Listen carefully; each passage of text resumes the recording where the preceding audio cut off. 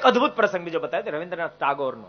ભક્તો એને એક કોઈ કાર્ય બદલ બહુ મોટો પુરસ્કાર પ્રાપ્ત થયો, બહુ જબરો પુરસ્કાર, જેને કારણે લોકો ચારે બાજુથી અભિનંદન આપવા માટે આવતા હતા, પણ પડખે વાળો ન આવે.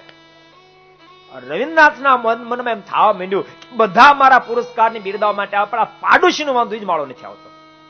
એની સાથે જરાક દ્વેષ રહી રાખતો હતો. એક દાડો ઘટના ઘટી, પોતે નદીએ સ્નાન કરવા ગયા ને ત્યારે પહેલો પણ સ્નાન કરતો માણસ, અને ખબર નહીં સત્વગુણ વર્તતો તો છે. મનમાં વિચાર થયો કે ઈ ન આવત કાંઈ નહીં, હું એને પગે લાગુ.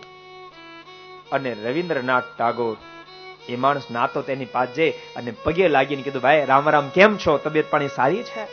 અને આટલા શબ્દ સાંભળતાની સાથે પેલા માણસે રવિન્દ્રનાથ ટાગોરના પગ પકડીને કીધું, સાચો પુરસ્કાર તો તમને આજ મળ્યો, તમે સાચા રવિન્દ્રનાથ તો આજ થયા. હું એમ માનતો તો અહંકારી છો, પણ મને આજ ખબર પડી અહંકારી તમે નહીં, હું છું.